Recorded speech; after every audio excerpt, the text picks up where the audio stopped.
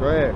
First Maccabees 1:44, for the king has sent letters by messengers unto Jerusalem and the cities of Judah that they should follow the strange laws of the land and forbid burnt offerings and sacrifice and drink offerings in the temple, and that they should profane the Sabbaths and festival days.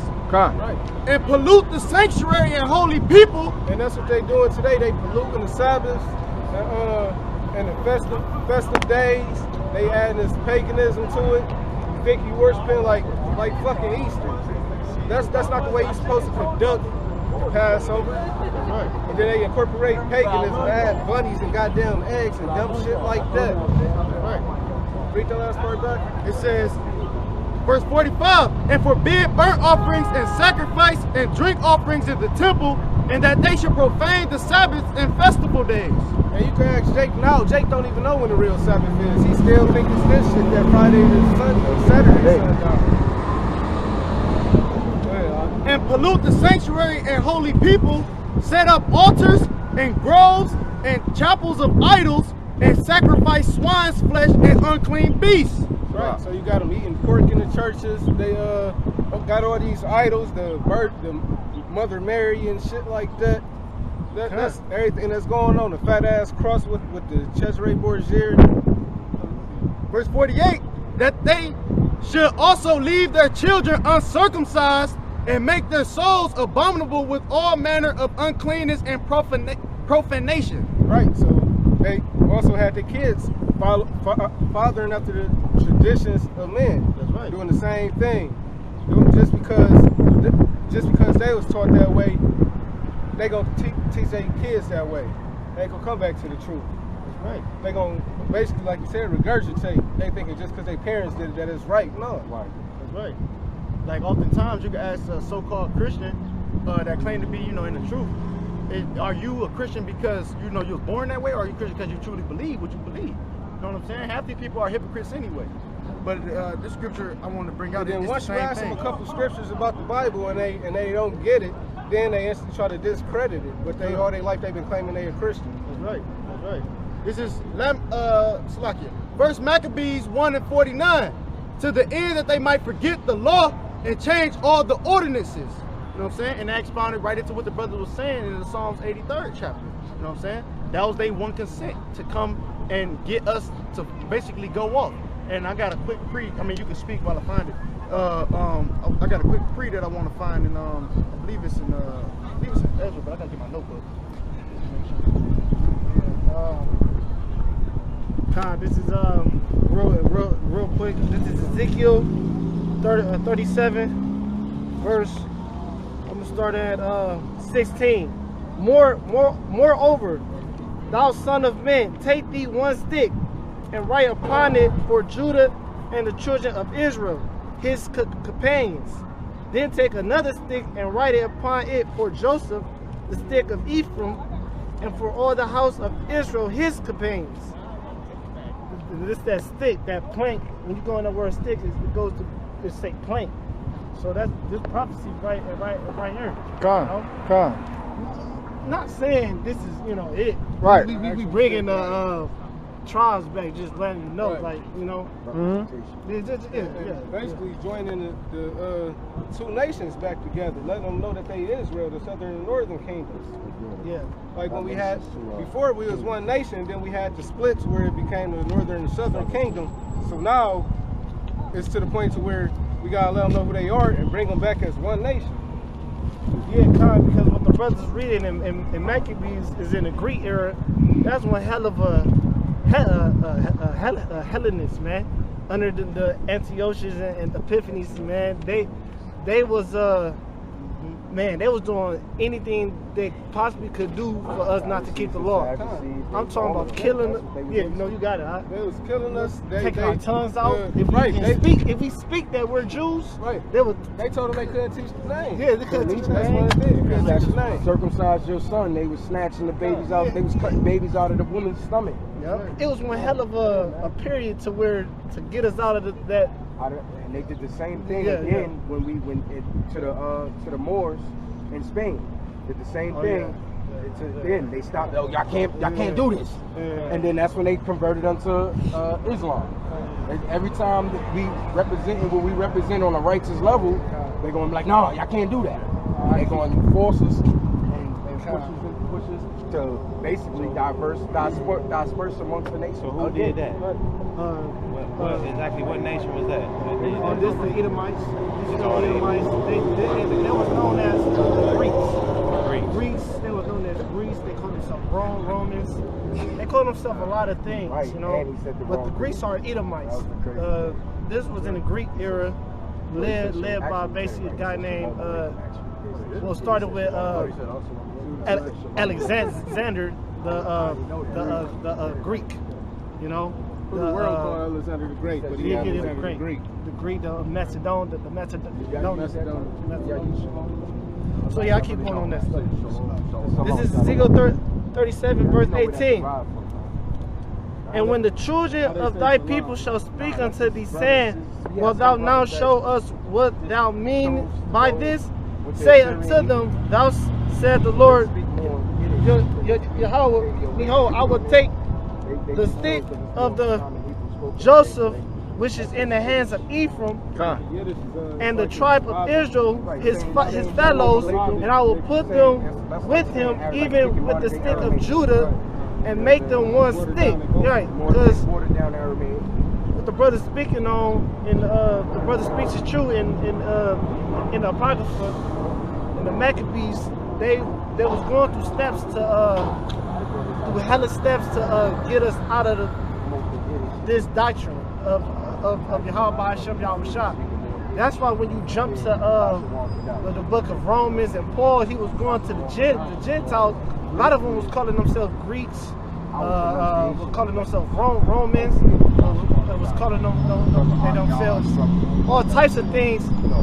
Everything under every green street, but I'm an Israelite. It was one hell of a doctrine, man. You know. So that's what we doing now. We here to bring, and we here like a light, you know. Right. Into the Gentiles. Hey, you can get matter of fact, get X1. Matter of fact, X2. X2. They will. It's not that much except the yo, told, and that, you know, those endings that change with the words. This is Acts. This is Acts chapter 2, start at 1. And when the day of Pentecost was fully come, they were all with one accord in one place. And suddenly there came a sound from heaven as a rushing mighty wind, and it filled all the house where they were sitting. And there appeared unto the cloven tongues like as of fire, and it sat upon each of them. And they were all filled with the Holy Ghost, and began to speak with other tongues as the Spirit gave them utterance. Right, so the Spirit, so it was Pentecost, you know, one of our high holy days, you know. It was a thing that Israelites done, you know, I believe every 7 years or so, right? Pentecost. It was the 50th day after the Feast of Harvest. That what it was? Okay. So so we all came together. So keep going, all right? Verse 5. And there were dwelling at Jerusalem Jews, devout men, out of every nation under heaven. Right, so it was Jews and devout men, every what it say? Out of every nation under heaven. Hey, Cornelius was a devout man. They said he was a devout man. That's right. So you got to be a devout man, meaning faith. You know, you got to be Hebrew Israelites.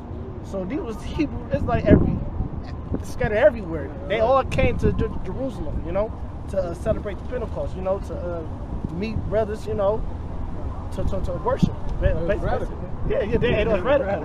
And it was rooted, you know. It was radical, go back to the word rooted, right?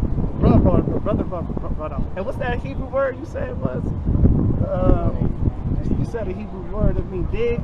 Kawaratazah. Yeah, Kawaratazah. First, that word means like diligent. Yeah, right? But if you look at the characters and Zealous, like because like the hand and like the aratazah like that, it's like like digging for the truth and all that. It's like being yeah. So these brothers was digging for the truth. You know, they wanted because they heard about Yahweh Shai. You know, they heard about the Most High God. You know, they feared him. They feared him too. So these is devout men. So keep going out. All right. Verse 6. Now when this was noised abroad, the multitude came together and were confounded, because that every man heard them speak in his own language. Right. So it was people from everywhere. So they all had different types of dialect. So some brothers spoke, you know, whatever their language was, but they all understood each other. You know. Huh. So they wasn't speaking that blah blah blah blah blah. No, that was actually just speaking the Hebrew. You know. That was Acts 2. And that's Acts 2. Yeah. They were speaking each other's they were able to understand each other's like language. Yes. Right. That's when the Most High. So let's say a brother come up here and start speaking Spanish, I'll understand it. You know? Verse 7. And they were all amazed and marveled, saying one to another, Behold, are not all these which speak Galileans? Keep going. Verse 8. And how hear we every man in our tongue wherein we were born? Right. So just like the brother said, they had it, and they understood us. These people can't understand us because we speak in a tongue that's foreign to them, kind of. Meaning, in Revelations 14, I think is the new song. It's 14 and 2. Because this is a new song, which these people can't understand. Well, this brother understand and this brother understand it, but it's only for a certain few. This is the Revelation 14 and 2. And I heard a voice from heaven, as the voice of many waters, and as the voice of a great thunder.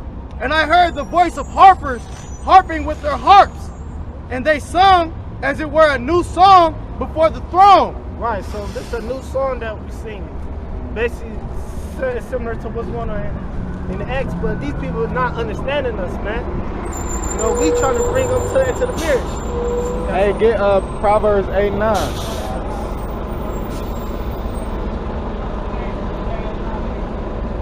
Yeah, right. So this that new song, and the song and the lyrics already here. The track's already done. We just promoting the album. You know, we just promoters, man. You know, we trying to market it, put it on your Instagram, your Facebook, and we promoting, trying to get this to sell the records. And we pushing on records, whipping up dope tracks. You know, The real one. right. The real Proverbs one. 8 and But 9. it's niggas like Nate trying to remix this song, man. You can't remix this, man. You know? Proverbs chapter 8, verse 9. They are. You just think he beat bills. Ain't no hopping on the track. We on the prophet. Ain't no songs like that, man. Prophet, that's the most I said. They singing, rapping. We're not actually rapping videos. Because like You talking about the brothers doing the video? yeah, there's all these other every single other camp has like some sort of rap, like And I like that. I like the put that on my GOCC, favorites. Bubble Eye, like he's coming out with like that R&B. I ain't going front. I put that on my favorites. And I believe ISUPK with their little rap shit too. Yeah. Rapping on the Panda Every beat. single other camp has rap videos. See, they took that too literally. You know, like they took it. Oh, that singing new song. That new song, they took it to where, I gotta make a track. I gotta make a rap song. No, like, okay, yes, it's songs in here. Yes, there are songs. But it's not talking about you actually going on BET and making a video. With a car, you know, not in your head. Like, they ain't talking about that.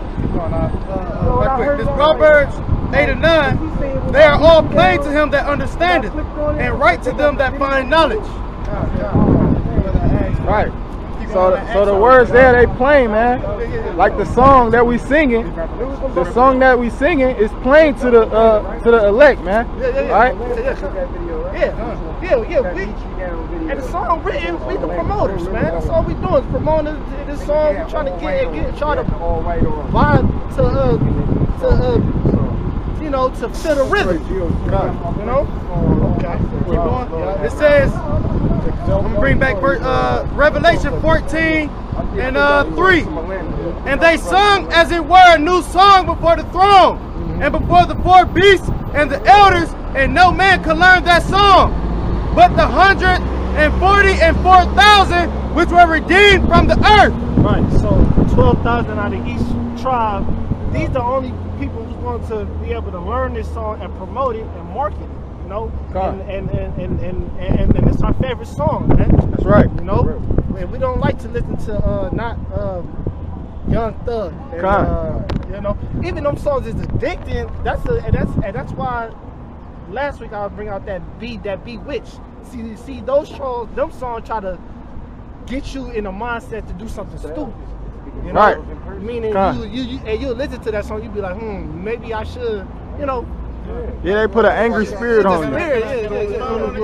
You know, everything is spiritual. You know, your body is made up of mostly water, so it vibrates off the music that you listen to. That's why when you had to listen to the upbeat music, like you feel like that's why he said the music shall be brought low. You know, like yesterday, me and the brother was riding around. You know, listen to some like more upbeat, like 70s, 80s music and whatnot, and it'll like give you a different vibe compared to like 808 beats that just like give you that vibe. And somebody like a devil did an actual test on that, like with actual water, you can see the vibrations. It pushed like that demonic vibration compared to like something that's upbeat. That's dealing with our chakras. That's dealing with our chakras. Well, let me operate off the octave waves. Say for example, plants. You know, plants. If they listen to music, you know, they vibe with the rhythm. You know, they work their way up. Birds, when birds sing, you know, birds sing. That's when the flowers just usually open up. You know. Right.